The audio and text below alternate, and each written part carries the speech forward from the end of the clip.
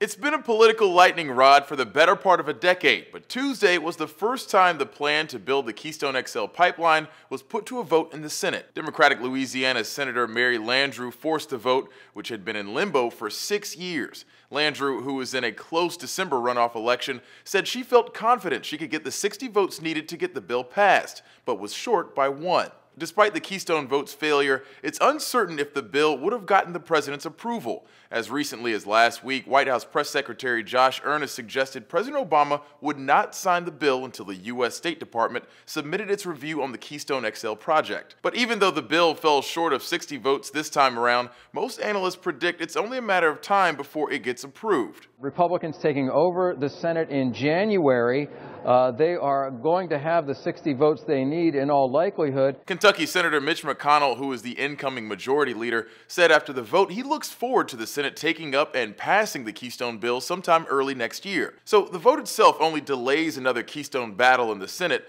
but it is also seen as a political setback for Landrieu, one that probably won't change the outcome of her upcoming runoff, according to some. I don't think ultimately it matters much. I think it was unlikely that she was going to win, whether this passed or whether it didn't pass. A New York Times writer echoed that sentiment, saying Miss Landrieu is all but doomed, and even a successful Keystone vote would have been too little too late. Her problem isn't whether voters believe she can pass Keystone. Her problem is that the coalition that used to elect Southern Democrats like herself no longer exists in Louisiana. The House passed a bill approving construction of the pipeline last week. The 114th Congress gets to work January 3rd, though it's uncertain when the Senate will once again take up the Keystone bill.